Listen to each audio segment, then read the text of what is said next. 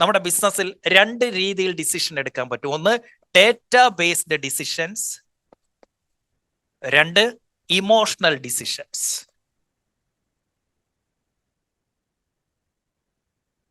എപ്പോഴാണ് നിങ്ങൾ ഒരു പുതിയ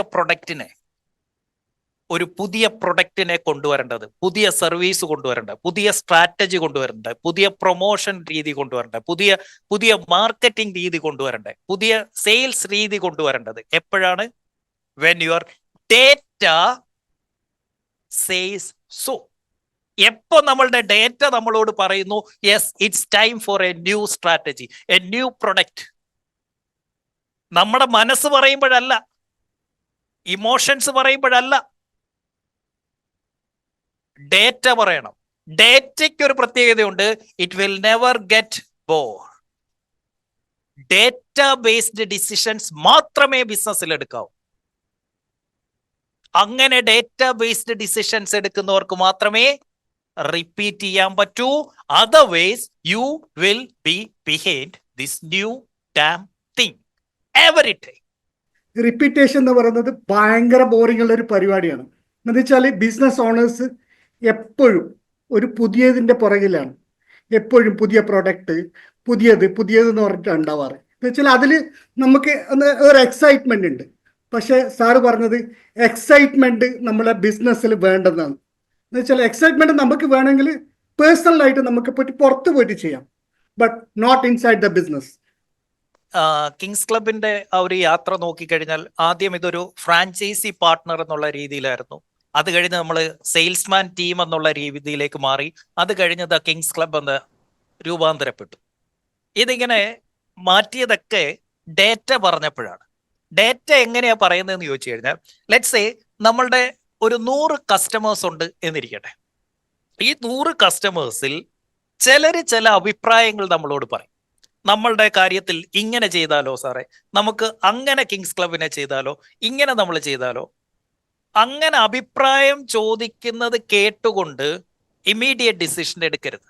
ഈ 100ന്റെ അകത്ത് ചിലപ്പോൾ ഒരു 30 പേരായിരിക്കും നമ്മളുടെ ഏറ്റവും കോറായിട്ട് നിൽക്കുന്നത്. ഇവിടെ പോവുക, ഇവിടെ ഒരു പോള് നടത്തുക, അവരോട് ചോദിക്കുക, ഇങ്ങനൊരു മാറ്റത്തെ കുറിച്ചിട്ടൊരു കാര്യം ചിന്തിക്കുന്നുണ്ട്, എന്താണ് നിങ്ങൾക്ക് തോന്നുന്നത്? ഇതിൻ്റെ അകത്ത് മെജോറിറ്റി ഓഫ് ആളുകൾ പറയുകയാണ് ഓക്കെ അത് നല്ലൊരു കാര്യമായിരിക്കും, എങ്കിൽ you can go for that change. ഇതാണ് ഡേറ്റ ബേസ്ഡ് ഡിസിഷൻ. അസ്മലിക്ക അല്ല റോയ് ചേട്ടൻ എൻ്റെ അടുത്ത് പറയാണ് സാറേ നമുക്ക് കിങ്സ് ക്ലബിൽ അങ്ങനെ ഒരു കാര്യം ചെയ്യണേ. അത് അതുപോലെ എടുക്കേണ്ട കാര്യമില്ല.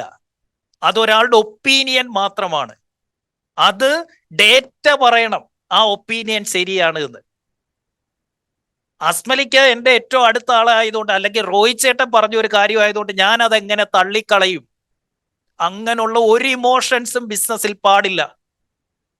ഒരു ഇമോഷൻസും പാടില്ല. അവരത് പറഞ്ഞിട്ട് ഞാൻ അങ്ങനെ ചെയ്തില്ലെങ്കിലോ ഒരു കുഴപ്പമില്ല. If your data is not supporting that opinion, don't do it. Don't do it. ഈ യാത്രയിൽ മായ ഒരു 100 അഭിപ്രായം പറഞ്ഞിട്ടുണ്ട്, ഇപ്പോഴും പറഞ്ഞുകൊണ്ടിരിക്കുന്നുണ്ട്. I will not listen to it. കേട്ടോണ്ടിരിക്കും, ഒന്നും ഞാൻ സ്വീകരിക്കത്തില്ല, ഒരു കാര്യവും ഞാൻ എടുക്കത്തില്ല. കാരണം എന്താ? It is not a data based decision. അവൾ പറയുന്നത് it's from her mind, emotional ആയിട്ടാണ് സംസാരിക്കുന്നത്, ഡേറ്റ വെച്ചിട്ടല്ല.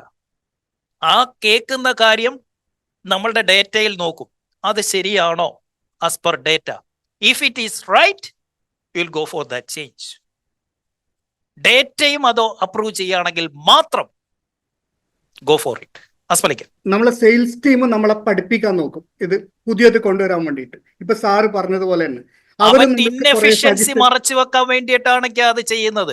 അതെ സർ, അവന്റെ ഇൻഎഫിഷ്യൻസി മറച്ചു വെക്കാൻ വേണ്ടി അവൻ നമ്മളുടെ. അപ്പൊ എന്താ, നമ്മൾ പുതിയതെന്ന് കേൾക്കുമ്പോഴത്തേന് നമ്മുടെ കിളി പറക്കുമല്ലോ. അപ്പോഴത്തേന് നമ്മൾ അതിന്റെ പിന്നാലെ അങ്ങ് പോയി ഇവന്റെ നെഞ്ചത്ത് കയറത്തില്ല എന്ന് അവന് നല്ല വൃത്തിക്ക് അറിയാം. അതിന് ഇവനെന്ത് ചെയ്യും? നമ്മളെ ഡീവിയേറ്റ് ചെയ്ത് വിടുന്നതാ പുതിയ പ്രൊഡക്റ്റിന്റെ പിന്നാലെ. Exactly sir. ഈ സെയിൽസ് ടീമാണ് ആക്ച്വലി നമ്മളെ മൈൻഡിനെ ഇതാക്കുന്നത്, നമ്മളെ പുതിയത് കൊണ്ടുവരാൻ വേണ്ടിയിട്ടും നമ്മൾ ഈ സിസ്റ്റമിന് ചേഞ്ച് കൊണ്ടുവരാൻ വേണ്ടി. എന്താ വെച്ചാൽ അവർക്ക് പെട്ടെന്ന് ബോറടിക്കും. അവർക്കും ആ മുമ്പത്തെ ഇവർക്കും വലിയ ക്രിയേറ്റിവിറ്റി കാണിക്കണം. ഇവർക്കും ഈ പെർഫോമൻസ് കാണിക്കാൻ വേണ്ടിയിട്ട് ഇവരെന്താ വെച്ചാൽ ഇവരതായിട്ട് കൊണ്ടുവരും. പക്ഷെ മുമ്പത്തെ കാര്യങ്ങൾ നല്ല സക്സസ് ആയിട്ട് റണ്ണ് ചെയ്യുന്ന സമയത്ത് ഇവരെ ക്രിയേറ്റിവിറ്റി ആയിട്ട് കൊണ്ടുവരും. അപ്പം നമ്മൾ ആ മുമ്പത്തെ സക്സസ് ആണെങ്കിൽ നമ്മൾ അതന്നെ റിപ്പീറ്റ് ചെയ്യണം.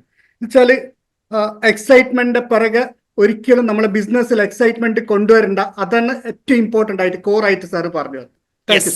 താങ്ക് യു അസ്മലിക്ക. യെസ്, ഏത് പ്രൊഡക്റ്റ്, ഏത് ഡേറ്റ എങ്ങനെ നമ്മളോട് സംസാരിക്കുന്നു, എങ്ങനെ data based decisions product and സർവീസിന്റെ കാര്യത്തിൽ എടുക്കണം. Look at this.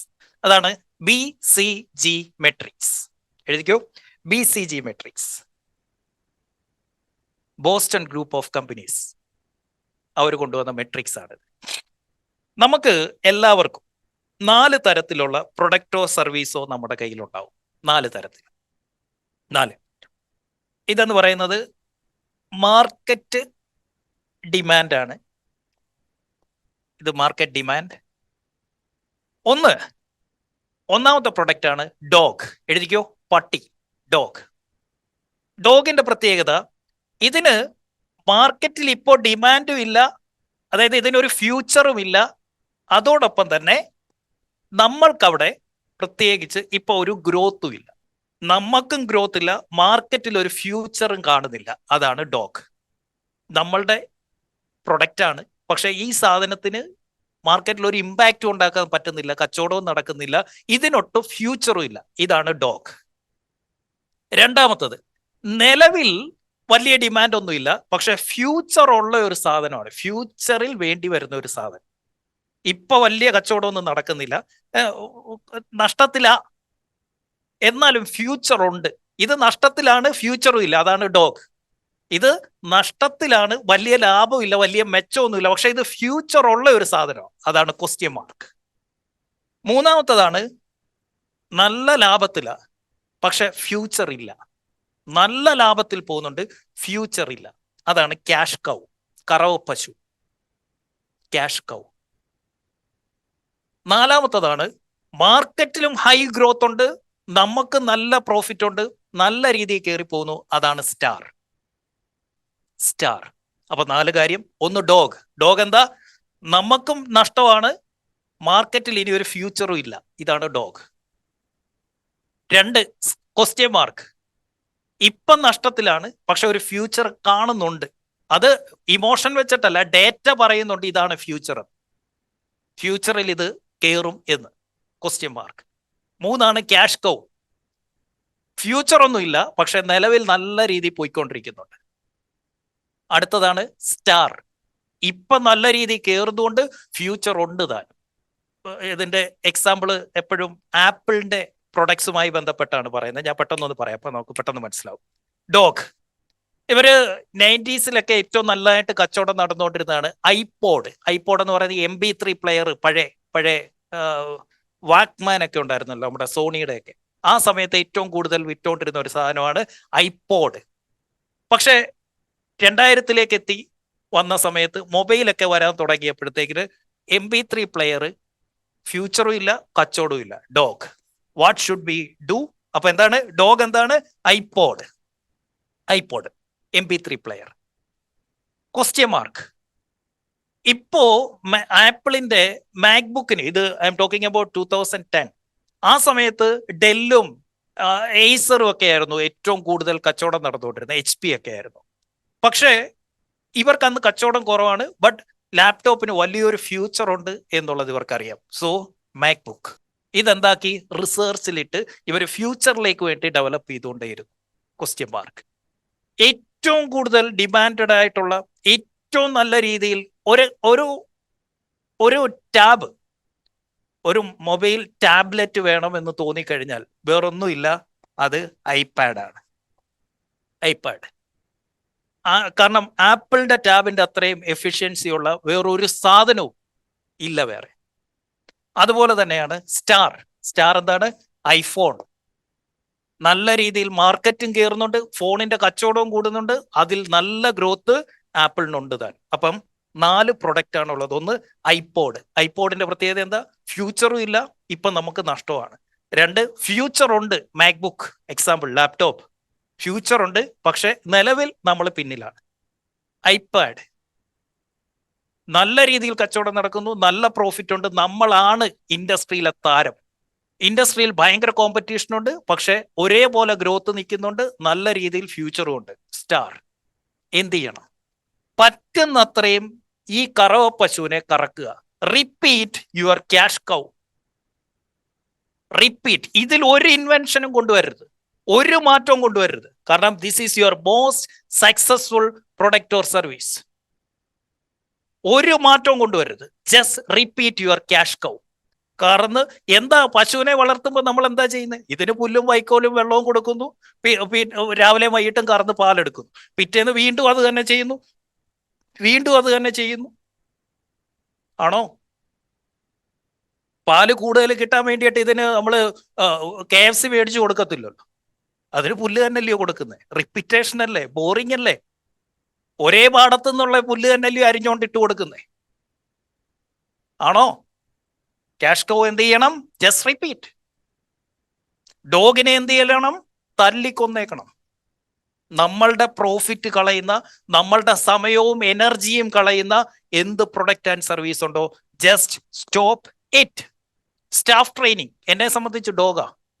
ഞാൻ നിർത്തി. എനിക്കറിയാം ഫ്യൂച്ചറിൽ ഏറ്റവും കൂടുതൽ കോമ്പറ്റീഷൻ വരാൻ പോകുന്നത് സ്റ്റാഫ് ട്രെയിനിങ്ങിലാണ്. വരുന്നവന്മാരും പോകുന്നവന്മാരും എല്ലാം ട്രെയിനർമാരായി മാറുമെന്ന് അറിയാവുന്നത് കൊണ്ട് ഐ ജസ്റ്റ് സ്റ്റോപ്പ് ഇറ്റ്. ആ പട്ടിയെ ഞാൻ തല്ലിക്കൊന്നു. ഇല്ലെങ്കിൽ എൻ്റെ സമയം പോകുന്നേ. എത്ര എടുത്തു പോയി എനിക്ക് സ്റ്റാഫ് ട്രെയിനിങ് എടുക്കാം. സ്റ്റാഫ് ട്രെയിനിങ് ഓൺലൈനിൽ എടുക്കാൻ പറ്റില്ല, നേരിട്ട് പോയേ പറ്റൂ. ഒരു ക്ലാസ് എടുക്കണമെങ്കിൽ, റോയ് ചേട്ടന്റെ എഡ്യൂഫ്ലയറിൽ ക്ലാസ് എടുക്കണമെങ്കിൽ ഞാൻ ഇന്ന് ഇവിടുന്ന് വരണം, ഇന്ന് കോഴിക്കോട് സ്റ്റേ ചെയ്യണം, നാളെ ക്ലാസ് എടുക്കണം, നാളെ മറ്റന്നാൾ തിരിച്ചു വരണം. 3 ദിവസമാണ് പോകുന്നത്. എനിക്ക് കിട്ടുന്നതോ ഈ സ്റ്റാർ അല്ലെ ക്യാഷ് കൗയിൽ നിന്ന് കിട്ടേണ്ടതിന്റെ 1/3 പോലും കിട്ടില്ല. Invest in your question mark. Future ഉള്ള സാധനത്തിൽ എന്ത് ചെയ്യുക? ജസ്റ്റ് കുറച്ച് പൈസ ഇൻവെസ്റ്റ് ചെയ്തുകൊണ്ടേയിരിക്കുക, അത് ഫ്യൂച്ചറിന് വേണ്ടിയിട്ട്. ഡോഗിനെ കൊന്നേക്കുക, ഇതിന്റെ മാക്സിമം കച്ചവടം കൂട്ടുക. സ്റ്റാറിന്റെ ഇത് ഒരു മാറ്റവും ഇല്ലാതെ ക്യാഷ് കൗ ഉണ്ടാക്കിക്കൊണ്ടേയിരിക്കുക. ആൻഡ് റിസർച്ച് ആൻഡ് ഡെവലപ്മെന്റിലേക്ക് ഇട്ടേക്കുക this question mark. This is how you have to do business. ഇത് ഡേറ്റ ബേസ്ഡ് ഡിസിഷൻസാ. ഈ മെട്രിക്സിലേക്ക് എഴുതിയിട്ടിട്ട് നോക്കണം. ഈ മെട്രിക്സ് നിങ്ങളോട് പറയാണ് ആ പ്രൊഡക്റ്റിന്റെ കാലം കഴിഞ്ഞു കേട്ടോ, ഇത് ഇനി this is no more a star എന്ന് ഈ മെട്രിക്സ് നിങ്ങളോട് പറയുകയാണെങ്കിൽ you can kill it and look for a new one. അല്ലാതെ ഇമോഷൻസ് വെച്ചിട്ടല്ല തീരുമാനിക്കേണ്ടത്. BCG matrix. BCG യൂട്യൂബിൽ പോയാൽ മതി. ഇതിന്റെ ഫുള്ളായിട്ട് എൻ്റെ വീഡിയോ തന്നെ കിടപ്പുണ്ട്, ഒരു ഫുൾ ലെങ്ത് ക്ലാസ് കിടപ്പുണ്ട്. BCG ഇത് വലിയ ടോപ്പിക്കാണ്, ഞാൻ അതിലേക്ക് പോകുന്നില്ല. എങ്ങനെയാണ് ഡേറ്റ ബേസ്ഡ് ഡിസിഷൻസ് എടുക്കേണ്ടത് എന്ന് മാത്രം പറഞ്ഞാണ്. So asset lever number 2, repetition. ഇപ്പൊ എന്തായി? നമ്മൾ മാക്സിമം നമ്മൾ യൂട്ടിലൈസ് ചെയ്യുന്നു, അതിൽ നിന്ന് ഏറ്റവും നല്ല ബിസിനസ് കണ്ടെത്തി അത് റിപ്പീറ്റ് ചെയ്യുന്നു. Number 3, asset lever number 3. Asset lever number 3. ഇപ്പോ നമ്മളുടെ കയ്യിൽ ഒരു പ്രൊഡക്റ്റ് അല്ലെ ഒരു സർവീസ്, അത് റിപ്പീറ്റ് ചെയ്തുകൊണ്ടേയിരിക്കുന്നു. കിങ്സ് ക്ലബ് ഒരു സക്സസ് ഫോർമുല കണ്ടെത്തി ഇത് റിപ്പീറ്റ് ചെയ്തോട്ടെ. അപ്പൊ നമ്മൾ ഇത് വളരാൻ വേണ്ടി ഇങ്ങനെ വെള്ളം ഒഴിച്ചു കൊടുത്തോണ്ടേയിരിക്കും. ഇപ്പൊ ഇത് മാത്രമേ ഉള്ളൂ നമുക്ക് പണി, ഇതിന് വെള്ളം ഒഴിച്ചു കൊടുത്തോണ്ടേയിരിക്കും. നമ്മുടെ വീട്ടിൽ നമ്മളൊരു നല്ല രീതിയിൽ ലാൻഡ്സ്കേപ്പിംഗ് ഒക്കെ ചെയ്ത് നല്ലൊരു ഗാർഡൻ സെറ്റ് ചെയ്തു. വീടിന്റെ പാല് കാച്ച സമയത്ത് ഒരു 10-20 ലക്ഷം രൂപ മുടക്കിയാണ് നമ്മൾ ആ ലാൻഡ്സ്കേപ്പിംഗ് ഒക്കെ സെറ്റ് ചെയ്തു, നല്ല ചെടികളൊക്കെ സെറ്റ് ചെയ്തു. എന്നിട്ട് ഞങ്ങൾ 1 മാസം കഴിഞ്ഞപ്പോൾ ഇനി ദുബൈ പോയി. ഒരു കാര്യം മനസ്സിലാക്കേണ്ടത്, ഈ സാധനം അടിപൊളിയാണ്, വർക്കൗട്ടായി. ഇതിനെ ഇനി നമ്മൾ ചെയ്യേണ്ടത് നമ്മൾ ടേക്ക് കെയർ ചെയ്യണം. ടേക്ക് കെയർ ചെയ്യാന്ന് പറഞ്ഞു കഴിഞ്ഞാൽ കേവലം ഞാൻ എന്നിട്ട് ഇതിനെല്ലാം ഈ ഡ്രിപ്പ് ഇട്ട് കൊടുത്തായിരുന്നു. ഈ ചെടിക്കെല്ലാം വെള്ളം കിട്ടുന്ന രീതിയിൽ ഇതിന്റെ ചുവട്ടിൽ ഇതിട്ടിരുന്നു. പക്ഷേ 1.5 മാസം കഴിഞ്ഞ് ഞാൻ തിരിച്ച് നാട്ടിൽ ചെന്നപ്പോൾ എനിക്കൊരു കാര്യം മനസ്സിലായി. എത്ര ഭംഗിയായിട്ട് നമ്മൾ കാര്യങ്ങൾ ചെയ്താലും, എന്തൊക്കെ ഇട്ട് കൊടുത്താലും, എത്ര വെള്ളം ഒഴിച്ചെന്ന് പറഞ്ഞാലും, എന്തെങ്കിലും ഒരു സാധനം വളരുന്നുണ്ടെങ്കിൽ അതിൻ്റെ ഒപ്പം കളയും വളരും, ചെടിയും വളരും. അതിൻ്റെ ഒപ്പം തന്നെ ആവശ്യമില്ലാത്ത പുല്ലുകളും ഒക്കെ ഇതിൻ്റെ ഒപ്പം വളരും. കൃത്യമായി ഇത് പറിച്ച് കളഞ്ഞില്ലെങ്കിൽ കള പറിച്ചില്ലെങ്കിൽ ഇത് നമ്മളുടെ വിത്തിനെ ബാധിക്കും. സോ കിങ്സ് ക്ലബ് എന്ന് പറയുന്ന ഒരു സാധനം എൻ്റെ കയ്യിൽ കിട്ടി. ഞാൻ അതിനെ മാക്സിമം യൂട്ടിലൈസ് ചെയ്തു, അതിനെ റിപ്പീറ്റ് ചെയ്തു. Now what I have to do is asset lever number 3, beautification.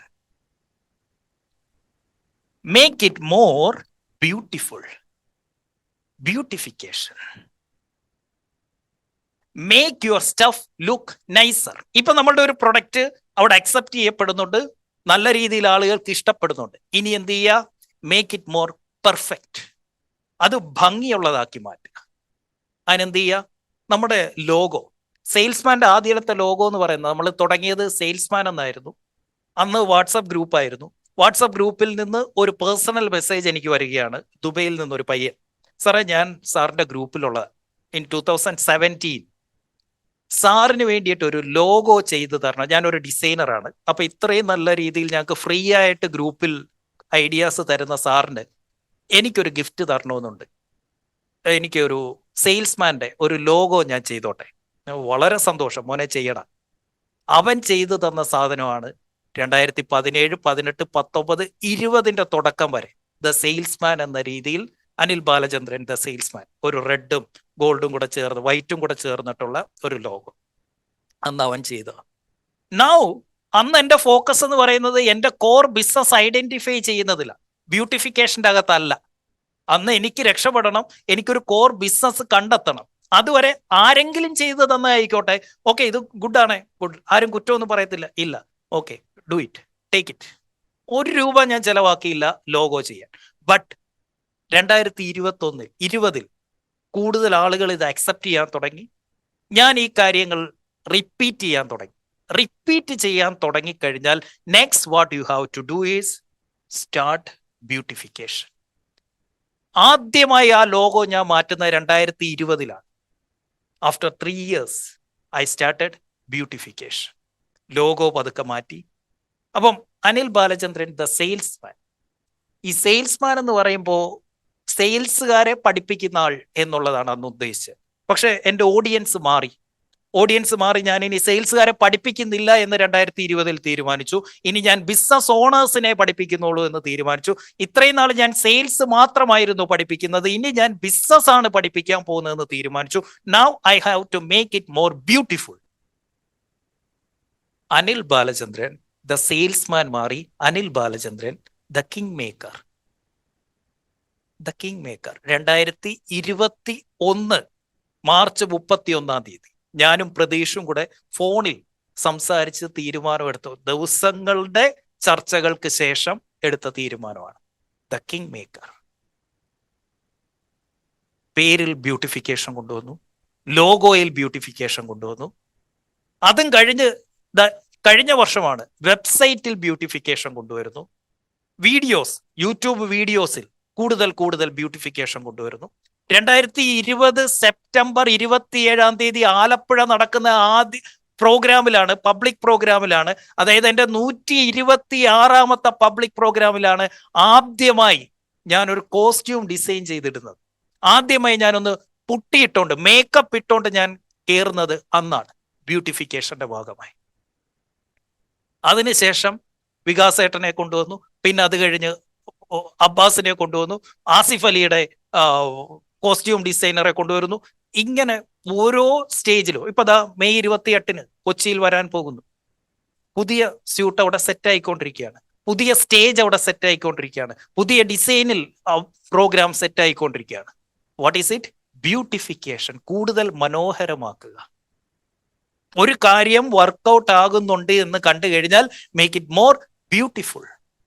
3ാമത്തെ asset, make it more beautiful. I repeat, ഇത് എപ്പോഴാ ചെയ്യണ്ടേ?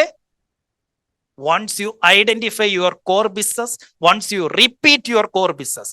അത് കഴിഞ്ഞാൽ ഞാൻ ബ്യൂട്ടിഫൈ ചെയ്യാൻ പോയത്, ഞാൻ കോട്ടിടാൻ പോയതേ, ഞാൻ പുട്ടിയിടാൻ പോയതേ 2020 20 സെപ്റ്റംബർ 27 അതുവരെ ഞാൻ പ്രാരാബ്ധക്കാരനാ, പ്രശ്നത്തില.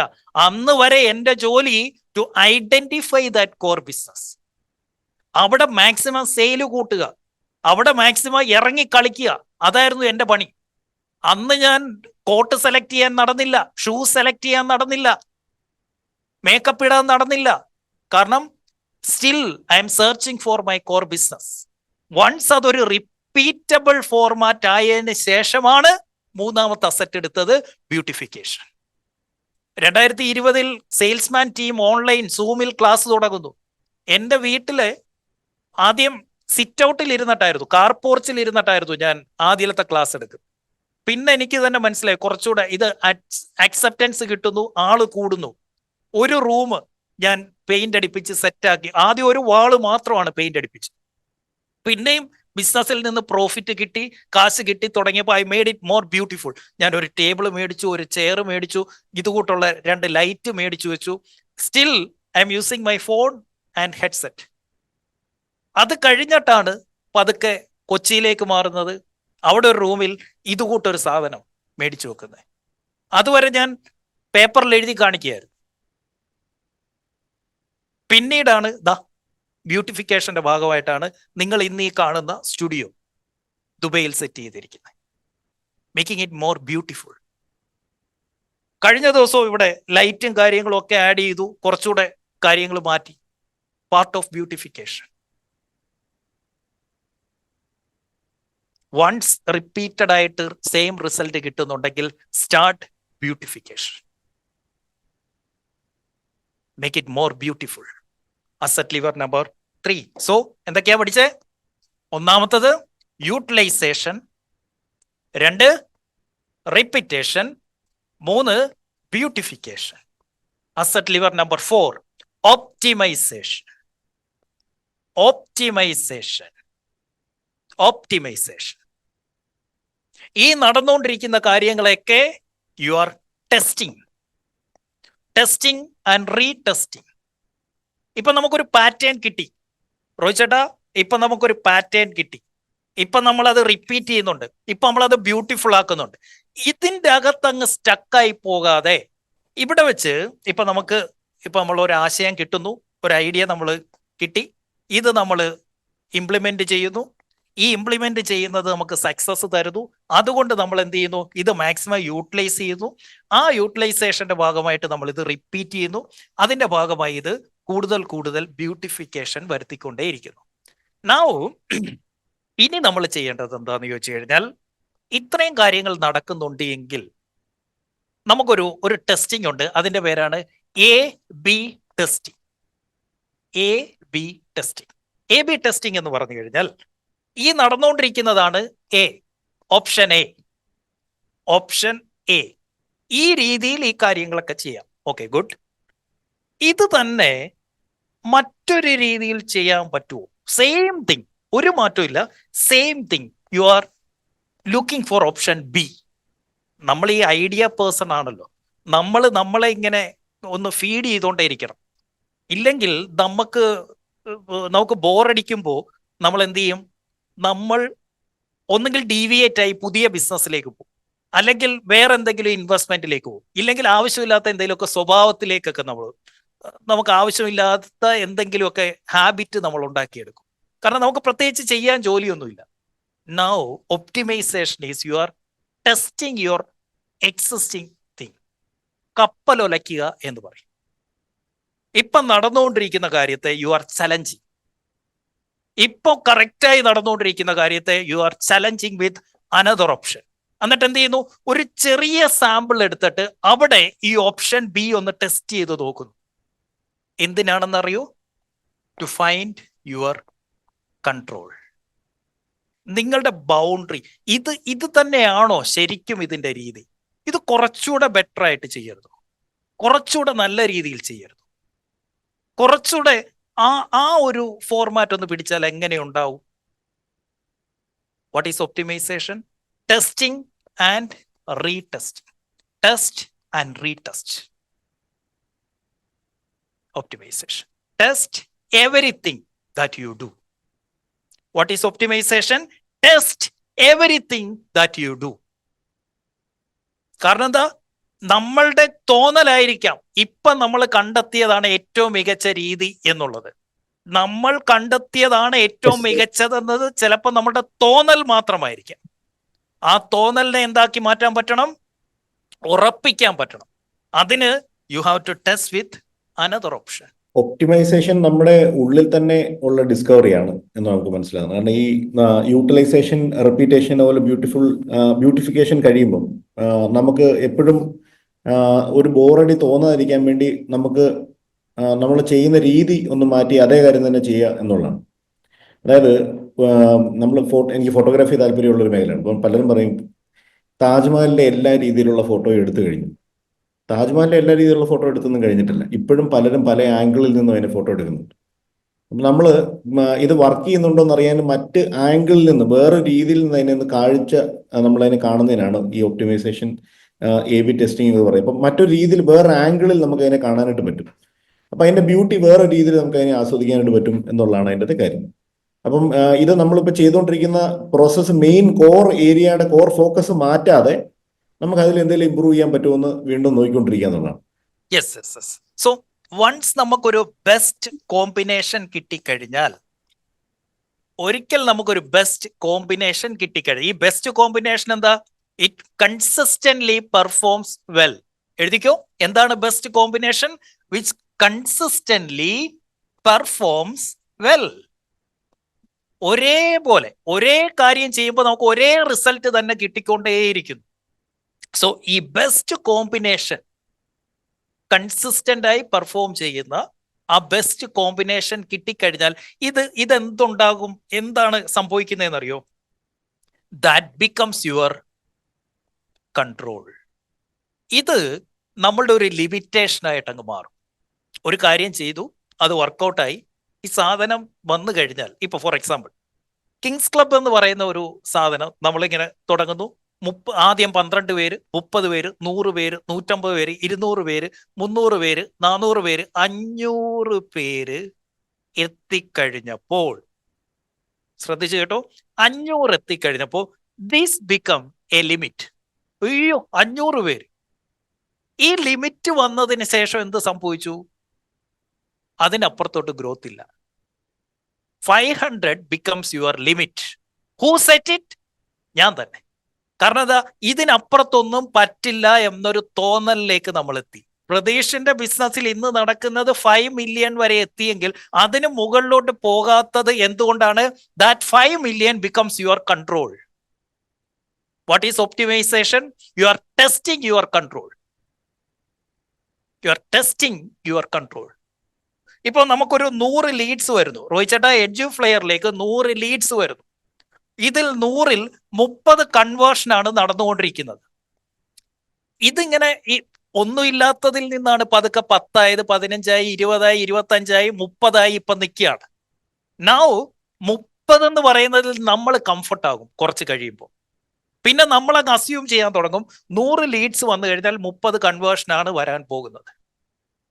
ഈ ഒപ്റ്റിമൈസേഷൻ എന്താണ്? ഈ 30% എന്നുള്ളത് എങ്ങനെ എനിക്ക് 35% ആക്കാൻ പറ്റും? എന്താണ് optimization? Beat the control. What is optimisation?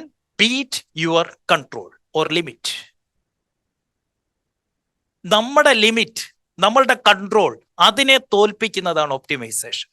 30-നെ 35 ആക്കുന്നു, 35-നെ 40 ആക്കുന്നു, 40-നെ 45 ആക്കുന്നു, 45-നെ 50 ആക്കുന്നു. Make it better, better, better and better. ഒരു പ്രശ്നമുണ്ട് വർമ്മ സാറേ, ഈ 30-നെ 35 ആക്കുന്നത് ഭയങ്കര ബോറിംഗ്. കാരണം എന്താ? സെയിൽസ് ടീമിന്റെ കൂടെ ഇരിക്കണം, ഓരോ എൻക്വയറീസ് എന്താ ചോദിച്ചതെന്ന് എടുക്കണം, അവർക്ക് ട്രെയിനിങ് കൊടുക്കണം. അതേസമയോ ഇപ്പുറത്ത് പോയി പുതിയ 100 ലീഡ് എടുത്ത് 30 എണ്ണം പിടിക്കുക എന്ന് പറയുന്നത് ഭയങ്കര എക്സൈറ്റ്മെന്റാ. പക്ഷെ ഇതിൻ്റെ അകത്ത് പോകുന്നത് നമ്മുടെ കാശാ. ഈ പോകുന്നതേ നമ്മുടെ പൈസയാ. ഈ ഇവിടെ നഷ്ടപ്പെട്ട 70 കേസുണ്ടല്ലോ, 70 ലീഡ്സ്, അതാണ് ഒപ്റ്റിമൈസേഷൻ. ആ 70-ന്റെ അകത്തുനിന്ന് ഒരു 7 എണ്ണം കൂടെ എങ്ങനെ കൺവേർട്ട് ചെയ്യാം, അതിൽ നിന്ന് ഒരു 10 എണ്ണം കൂടെ എങ്ങനെ കൺവേർട്ട് ചെയ്യാം. And my team, that boring part makes you rich. That boring part of business makes you rich. Optimization. കാരണം എന്താ? ഇവിടെ കരിമ്പിൻ ജ്യൂസ്, കരിമ്പും തണ്ടെടുത്ത് ആദ്യം അങ്ങോട്ട് കയറ്റുന്നു, ഇഷ്ടം പോലെ നീര് വരും. രണ്ടാമത്തെ തവണ അതെടുത്ത് കയറ്റുമ്പോൾ നീര് വരുത് കണ്ടോണ്ട് നിൽക്കുന്ന നമുക്ക് തന്നെ ബോറടിക്കും. എടാ ഒന്നും ഇല്ലല്ലോ, എടുത്ത് കളയടാ. കളയത്തില്ല, അവൻ മടക്കി വീണ്ടും കയറ്റും. നാരങ്ങ വെച്ച് വീണ്ടും കയറ്റും. ഇഞ്ചി കഷ്ണം വെച്ച് വീണ്ടും കയറ്റി ഇറക്കും. വൈ? ഓപ്റ്റിമൈസേഷൻ. നമ്മൾ വിചാരിക്കും ആദ്യത്തെ ഒരു തവണ കയറ്റി ഇറക്കിയപ്പോ കഴിഞ്ഞല്ലോ. No, he is trying to beat the control, beat the limit. അതാണ് ഓപ്റ്റിമൈസേഷൻ. ഇതിൽ ആ ഷൈനി ഒബ്ജക്ട് സിൻഡ്രം ഇല്ല. ഏത്? ആ അക്കരപ്പച്ച, ഇതിനേക്കാൾ മികച്ചതായിരിക്കും അത്. Optimisation, test and retest. ഒരു കാര്യം സക്സസ്ഫുൾ ആയി കഴിഞ്ഞാൽ അതിനെ ചലഞ്ച് ചെയ്യുക. ഓരോ ഡിപ്പാർട്ട്മെന്റിന്റെ അകത്തും ചെറിയ ചെറിയ ചെറിയ ഗ്രോത്ത് എവരി 90 days. ഇങ്ങനെയാണ് നമ്മളുടെ ബിസിനസിന്റെ അകത്ത് കൊണ്ടുവരേണ്ട രീതി. ഇതാണ്. You have to set your 10-year target. 10 വർഷത്തേക്കുള്ള ഒരു നോർത്ത് സ്റ്റാർ സെറ്റ് ചെയ്യണം. എന്താണ് നോർത്ത് സ്റ്റാർ?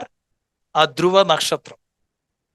എന്നും ഭൂമിക്ക് ഒറ്റ സ്ഥലത്ത് കാണാൻ പറ്റുന്ന മാറ്റമില്ലാത്ത ഒരേ ഒരു നക്ഷത്രം, അതിന്റെ പേരാണ് നോർത്ത് സ്റ്റാർ. എന്നും നിങ്ങൾക്ക് കാണാം.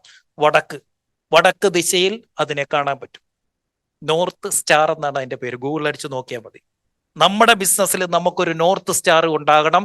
അതിന് മാറ്റമേ ഇല്ല. ഇത് ഫിക്സഡ് ആണ്. ആ സ്റ്റാർ ഫിക്സഡ് ആയിരിക്കും. അതാണ് നമ്മളുടെ 10-year ടാർഗറ്റ്. 10-year target. പിന്നെ നമുക്ക് വേണ്ടതാണ് ഈ 10 ഇയറിനെ 3 പാർട്ടായിട്ട് മാറ്റണം. അതാണ് 3 years വെച്ചിട്ടുള്ള, അതിന്റെ പേരാണ് വിവിഡ് വിഷൻ. 3 വിവിഡ് വിഷൻ ആക്കി മാറ്റണം. ഇപ്പം നമ്മളിപ്പോ പറയുകയാണെങ്കിൽ 2035 ഇതാണ് നമ്മുടെ നോർത്ത് സ്റ്റാർ. 2028 ഒരു വിവിഡ് വിഷൻ, 2031 ഒരു വിവിഡ് വിഷൻ, 2034 ഒരു വിവിഡ് വിഷൻ സെറ്റ് ചെയ്യണം. ഇതിന് ശേഷം 1 year പ്ലാൻ. 1 year പ്ലാൻ, ഒരു വർഷത്തേക്കുള്ള പ്ലാൻ സെറ്റ് ചെയ്യണം. അതിനുശേഷം ഈ 1 yearനെ പ്രകൃതി ചെയ്യുന്ന പോലെ 4 ഘട്ടങ്ങളായിട്ട് തിരിക്കുക. വെയിൽ മാറി, മഴ മാറി, മഞ്ഞ് മാറി, സ്പ്രിങ് വരുന്ന പോലെ തന്നെ നമ്മുടെ ബിസിനസ്സിലും 4 ക്വാർട്ടറാക്കി മാറ്റുക. ഓരോ 3 മാസം, ജനുവരി, ഫെബ്രുവരി, March, April, May, June, July, August, September, October, November, December, 4 ക്വാർട്ടറാക്കി തിരിക്കുക. Q1, Q2, Q3 and Q4. Once ഇത് സെറ്റായി കഴിഞ്ഞാൽ Q1ന്റെ പ്രത്യേകത എന്താ? 3 മാസം, ജനുവരി, ഫെബ്രുവരി, മാർച്ച്, അല്ലെങ്കിൽ ഏപ്രിൽ, മെയ്, ജൂൺ, 90 days. ഈ 90 daysന്റെ പ്രത്യേകത എന്താ? 90 days ഈസ് 12 weeks, 12 ആഴ്ചയാണ്. മറ്റുള്ളവർക്ക് ഒരു വർഷം എന്ന് പറയുന്നത് 12 മാസമാണ് എങ്കിൽ നമ്മൾ എന്ത് ചെയ്യും? നമ്മളൊരു 90 days വേൾഡിലേക്ക് അങ്ങ് മാറും. 90 ദിവസത്തേക്ക് ഒരു ലോകം നമ്മൾ സൃഷ്ടിക്കുകയാണ്. 90 ദിവസത്തിന് അപ്പുറത്തേക്കുള്ള ഒരു കാര്യത്തെക്കുറിച്ച് വൺസ് നമ്മളുടെ വിവിഡ് വിഷനും നമ്മളുടെ നോർത്ത് സ്റ്റാറും സെറ്റായി കഴിഞ്ഞാൽ പിന്നെ അതിലേക്കുള്ള ചിന്തയില്ല. നമ്മളുടെ ടീമിന് ഒരൊറ്റ ലക്ഷ്യം 90 days. ആ 90 daysൽ അച്ചീവ് ചെയ്യേണ്ട കാര്യങ്ങൾ. കാരണം 4 90 days ചേരുമ്പോൾ നിങ്ങളുടെ 1 year പ്ലാൻ അച്ചീവ് ചെയ്യും. അങ്ങനത്തെ 3 വർഷത്തെ കാര്യങ്ങൾ ചേരുമ്പോൾ നിങ്ങൾക്ക് എന്തുണ്ടാവും? നിങ്ങളുടെ വിവിഡ് വിഷൻ സെറ്റ് ആവും. അങ്ങനത്തെ 3 വിവിഡ് വിഷൻ അച്ചീവ് ചെയ്ത് കഴിയുമ്പോൾ നിങ്ങൾ നിങ്ങളുടെ നോർത്ത് സ്റ്റാറിലേക്ക് എത്തും. കിങ് മേക്കേഴ്സ് ഇവിടെ 1000 കോടി സെറ്റ് ചെയ്തവരുണ്ട്, 2000 ഉള്ളവരുണ്ട്, 5000 ഉണ്ട്, 50,000 കോടി സെറ്റ് ചെയ്തവരുണ്ട് 10 year ടാർഗറ്റ് ആയിട്ട്. ബട്ട് അവര് ഈ 50,000 കോടിക്ക് വേണ്ടി കിടന്ന് ഓടത്തൊന്നുമില്ല. അവർ ചെയ്യുന്നത് ഇത്രയേ ഉള്ളൂ.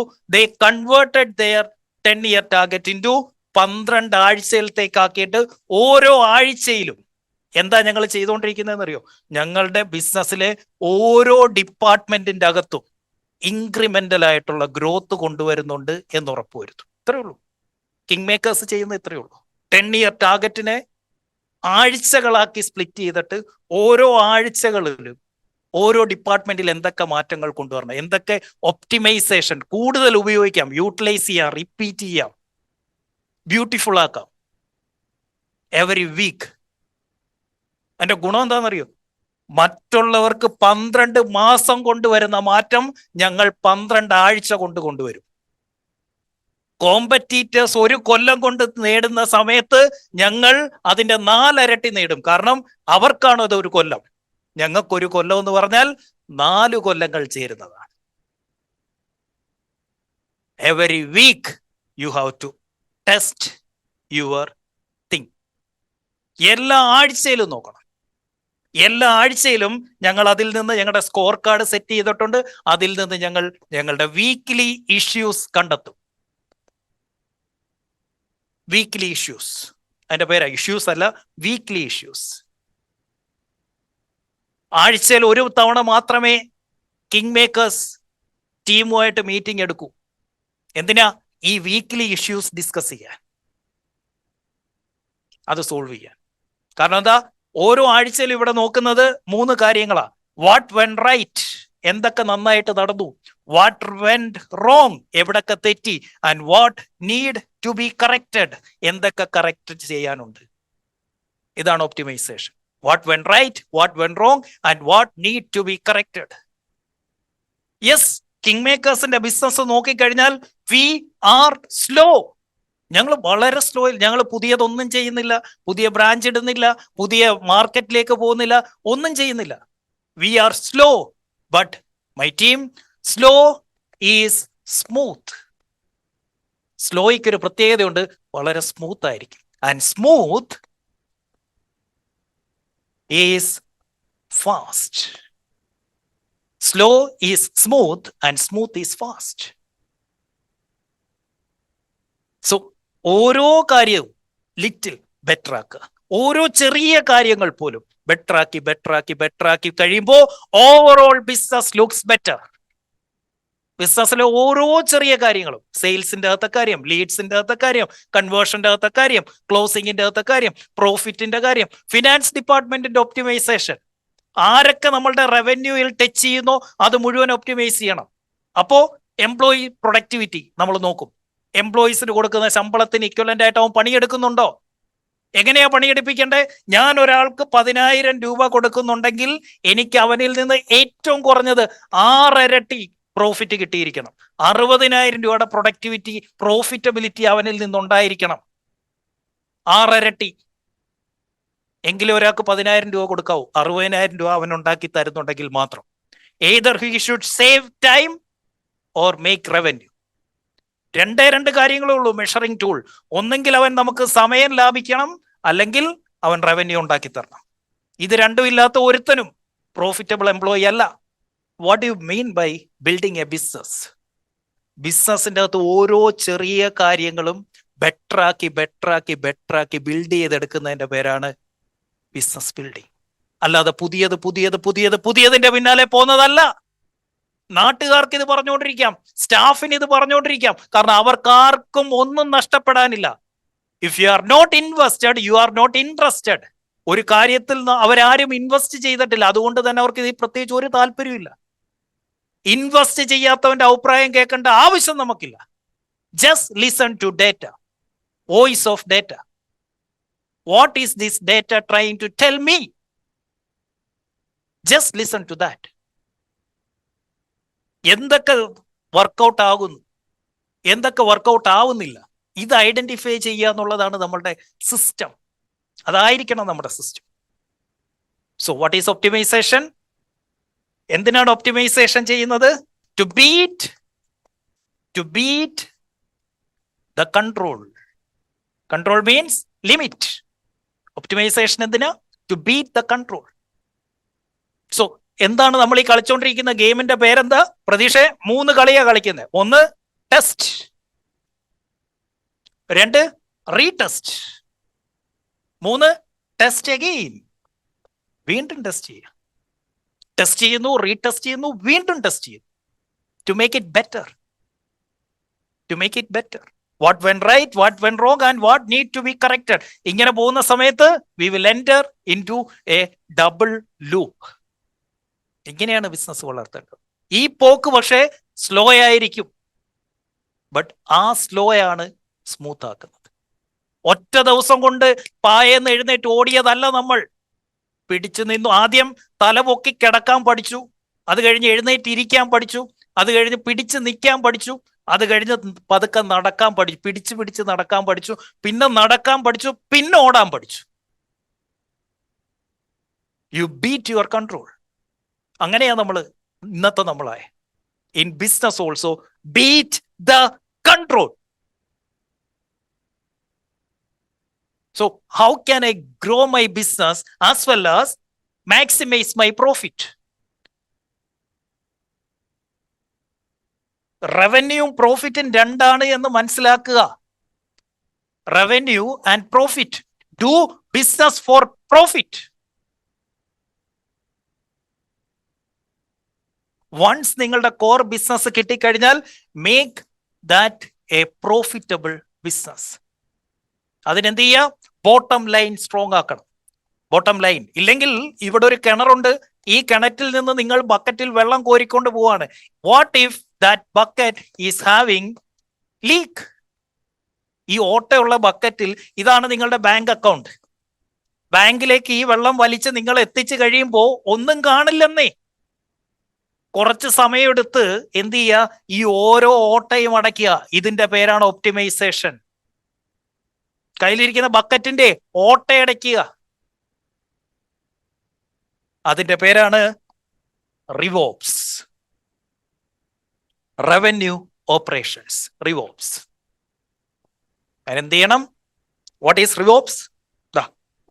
റിവോപ്സ് ഈസ് അലൈൻമെന്റ്. നമ്മുടെ വണ്ടിയുടെയൊക്കെ അലൈൻമെന്റ് നോക്കത്തില്ലേ എന്ന് പറയുന്നോട്ട് ബിസിനസ്സിനൊരു അലൈൻമെന്റ് ഉണ്ട്. ഇല്ലെങ്കിൽ ഇതൊരു സൈഡിലേക്ക് അങ്ങ് പോകും. സൈഡിലേക്ക് പോവുക മാത്രമല്ല, നമ്മുടെ ഫ്രണ്ട് ടയർ തേഞ്ഞുകൊണ്ടേയിരിക്കും. ഈ ബിസിനസ് നഷ്ടത്തിലേക്ക് പോയിക്കൊണ്ടേയിരിക്കും. അതുകൊണ്ട് എന്ത് ചെയ്യണം? ബിസിനസിന്റെ അകത്ത് അലൈൻമെന്റ് ചെക്ക് ചെയ്യും. 4 ഡിപ്പാർട്ട്മെന്റിന്റെ 4 മേജർ തിങ്സ് ഇൻ ബിസിനസ്. ഒന്ന് marketing, alignment of marketing. 2 sales. 3 മാർക്കറ്റിംഗും സെയിൽസ് മാത്രം ഇത് ഒപ്റ്റിമൈസ് ചെയ്താൽ പോരാ, customer success. Customer success or satisfaction. And then finance. Alignment of marketing, sales, customer success and finance. ഇതാണ് റിവോപ്സ്, റവന്യൂ ഓപ്പറേഷൻസ്. വൺസ് നമ്മളുടെ core business identify ചെയ്താൽ marketing കൂടുതൽ efficiency കൊണ്ടുവരിക, സെയിൽസിൽ കൂടുതൽ എഫിഷ്യൻസി കൊണ്ടുവരിക, കസ്റ്റമർ സക്സസിൽ കൂടുതൽ എഫിഷ്യൻസി കൊണ്ടുവരിക, ഫിനാൻസിൽ കൂടുതൽ എഫിഷ്യൻസി കൊണ്ടുവരിക. Make it smooth.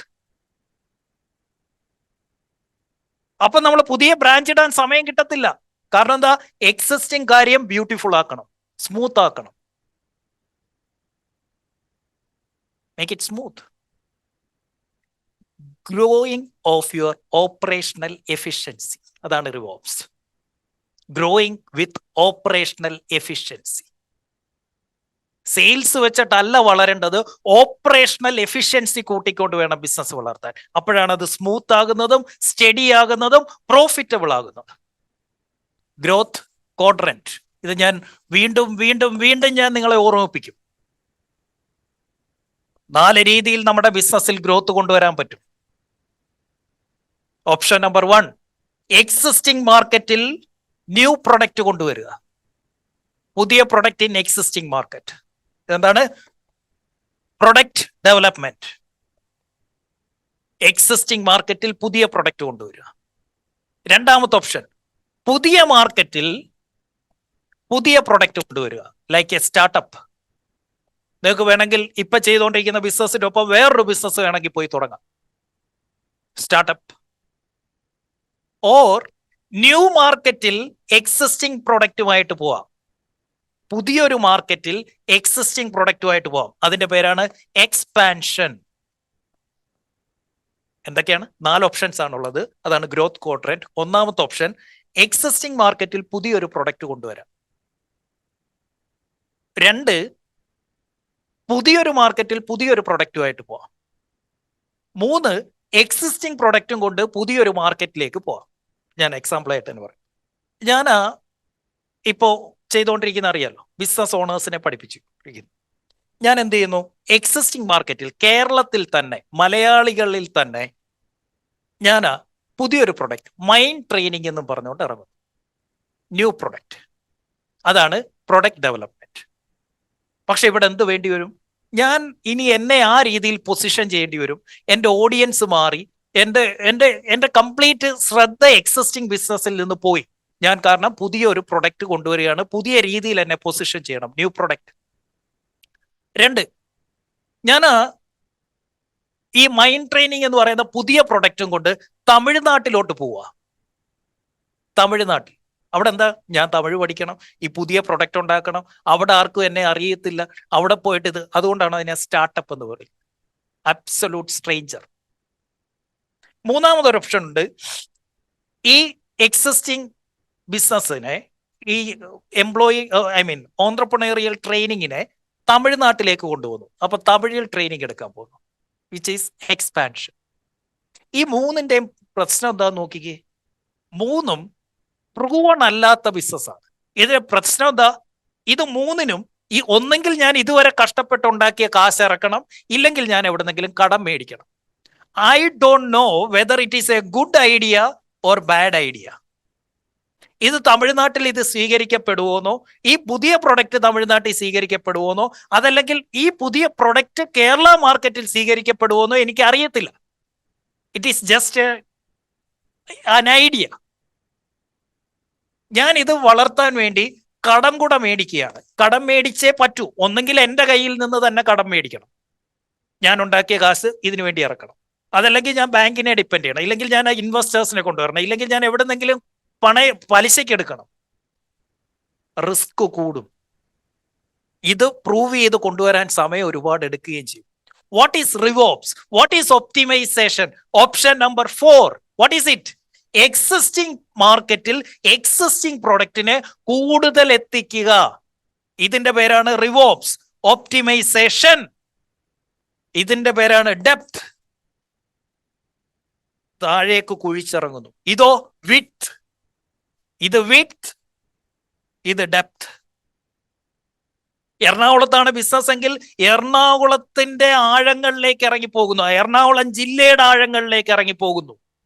Jumbo ബാബുചേട്ടൻ വിജയിച്ചതിന്റെ reason എന്താ? കോഴിക്കച്ചവടം എന്ന് പറയുന്നത് ആ എറണാകുളം മാർക്കറ്റിന്റെ അടിത്തട്ടിലേക്ക് പോയി. ഓരോ കടകളിലും ജംബോക്ക് ചിക്കൻ ഇരിക്കുന്നു എന്ന് ഉറപ്പുവരുത്തി.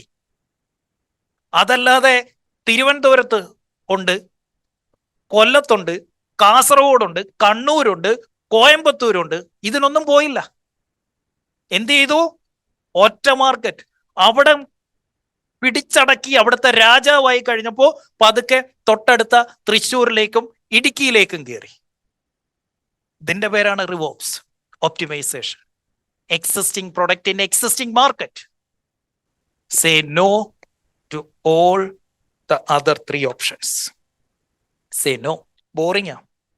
എക്സിസ്റ്റിംഗ് പ്രൊഡക്റ്റ് എക്സിസ്റ്റിംഗ് മാർക്കറ്റിൽ പുതിയ സെയിൽസ് മെത്തേഡിൽ കൂടി, മാർക്കറ്റിംഗ് മെത്തേഡിൽ കൂടി ഒപ്റ്റിമൈസ് ചെയ്ത് എത്തിക്കുക എന്ന് പറയുന്നത് ഭയങ്കര ബോറിംഗാണ്. പക്ഷെ ആ ബോറിങ്ങിലിരിക്കുകയാണ് നമ്മുടെ ലാഭം. Asset lever number 4 optimisation.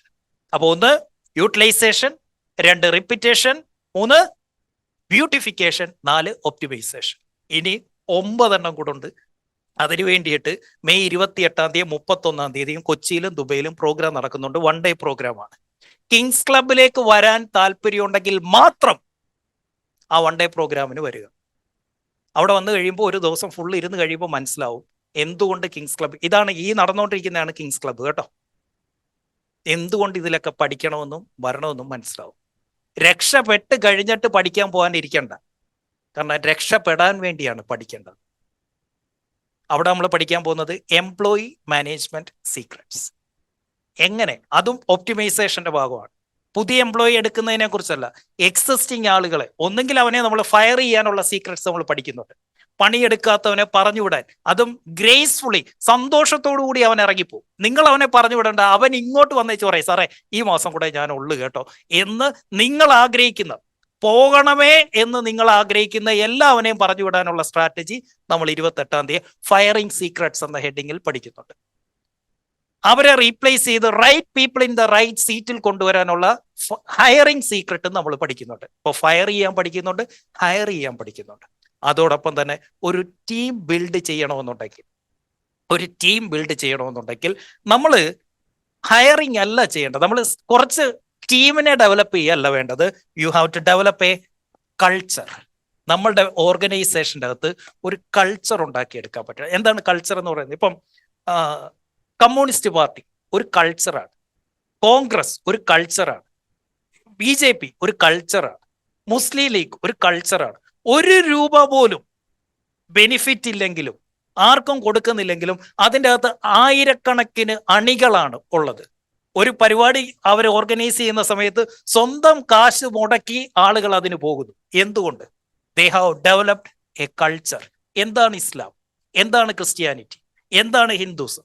ഇതെല്ലാം ഒരു കൾച്ചറാണ്, ഒരു സംസ്കാരമാണ്. ആ സംസ്കാരം ഉണ്ടാക്കിയിട്ട് കഴിഞ്ഞാലുള്ള ഗുണം എന്താണ്? നമ്മൾ പോലും അറിയാതെ ആളുകൾ അതിൻ്റെ ഒപ്പം അണിചേരും. ആ കൾച്ചറാണ് നമ്മൾ ഉണ്ടാക്കിയെടുക്കേണ്ടത്.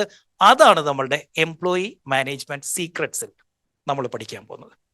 എങ്ങനെ ഡെലിഗേറ്റ് ചെയ്യണം, എന്തുകൊണ്ട് ഡെലിഗേറ്റ് ചെയ്യണം, എങ്ങനെ പണിയെടുപ്പിക്കണം. ആൻഡ് ഒരു ബിസിനസ്സിലെ ഏറ്റവും വലിയ അസറ്റാണ് അതിൻ്റെ ഫൗണ്ടറുടെ ബ്രെയിൻ. കാരണം we are not running a business, we are in an intellectual game. ആ ഇന്റലക്ച്വൽ ഗെയിം കളിക്കുമ്പോൾ ഏറ്റവും കൂടുതൽ ഫ്രീ സ്പേസ് വേണ്ടത് ഈ ഫൗണ്ടറുടെ തലയ്ക്കകത്താണ്. അതിനെന്ത് വേണം? Make your team perform. അതിനെന്ത് വേണം? പണിയെടുപ്പിക്കാൻ പഠിക്കണം. അതിനെന്ത് വേണം? എംപ്ലോയി മാനേജ്മെന്റ് സീക്രട്ട് പഠിക്കണം. അതിനെന്ത് വേണം? മെയ് 28 കൊച്ചിയിലോ മെയ് 31 ദുബൈയിലോ എത്തിയേ പറ്റൂ. ഇതിന് പകരം ഒരു ഓപ്ഷൻ നിങ്ങളുടെ മുന്നിൽ ഇല്ലെന്നേ. കാരണം എന്നെ പോലെ കമ്മിറ്റഡ് ആയിട്ടുള്ള, എൻ്റെ അത്രയും ഡെഡിക്കേറ്റഡ് ആയിട്ടുള്ള, എൻ്റെ അത്രയും സിൻസിയർ ആയിട്ട് പഠിക്കുകയും പഠിപ്പിക്കുകയും ചെയ്യുന്ന ഒരു മെന്റർ, ഒരു ബിസിനസ് കോച്ച് ഈ ഇൻഡസ്ട്രിയിൽ ഇല്ല എന്ന് ഉറപ്പുവരുത്തിയിട്ട് നിൽക്കുകയാണ് ഞാൻ. ഞാൻ പറയുന്നു, ധൈര്യത്തെ പോരെ മെയ് 28 കൊച്ചിയിലോ മെയ് 31 ദുബൈയിലോ കാണാം. ഇനിയും ടെസ്റ്റ് ചെയ്തുകൊണ്ടിരിക്കരുത്, നിങ്ങൾക്ക് തന്നെയാണ് നഷ്ടം. ഒരു ദിവസം പോലും മുടങ്ങരുത്. ഇന്ന് ഈ പറഞ്ഞ പ്രോഗ്രാമിൽ ജോയിൻ ചെയ്യുകയാണെങ്കിൽ ഒരു ഗുണം കൂടെ, ഇന്ന് തൊട്ട് ഈ പ്രോഗ്രാം നടക്കുന്ന ദിവസം വരെയുള്ള കിങ്സ് ക്ലബിന്റെ ക്ലാസ്സിൽ ഫ്രീ ആയിട്ട് അറ്റൻഡ് ചെയ്യാൻ പറ്റും. ഈ പ്രീമിയം കോണ്ടന്റ് ഇപ്പൊ നമ്മൾ പഠിച്ചു നിർത്തിയില്ലേ 4 എണ്ണം, ഇത് കഴിഞ്ഞ ഇനി 13 എണ്ണം ഉണ്ട്, ഇനി 9 എണ്ണം കൂടെ ഉണ്ട്. ആ 9 എണ്ണം പഠിക്കാൻ, ഫ്രീ ആയിട്ട് പഠിക്കാൻ ഇപ്പൊ ചെയ്യേണ്ട ഇത്രയേ ഉള്ളൂ. മെയ് 28 കൊച്ചിയിലേക്കോ, കൊച്ചിയിൽ 10,000 പ്ലസ് GST 11,800 രൂപയും, ഇവിടെയാണെങ്കിൽ 750 ദിർഹംസ് ദുബൈയിൽ. ഇപ്പൊ പേ ചെയ്താലുള്ള ഗുണം, അതുവരെയുള്ള കിങ്സ് ക്ലബിന്റെ ക്ലാസ്സും കിട്ടും. അതൊരൊറ്റ ദിവസം കൊണ്ട് you will learn to develop a culture in your organization. അപ്പൊ അങ്ങനെ ഇവിടൊക്കെ തന്നെ കാണുള്ളൂ. Thank you. Take care. Bye. Kings Club തിങ്കളാഴ്ച രാവിലെ ഇന്ത്യൻ സമയം 6:30 I will be back with asset lever number 6. അപ്പൊ ശരി, thank you. Take care. By.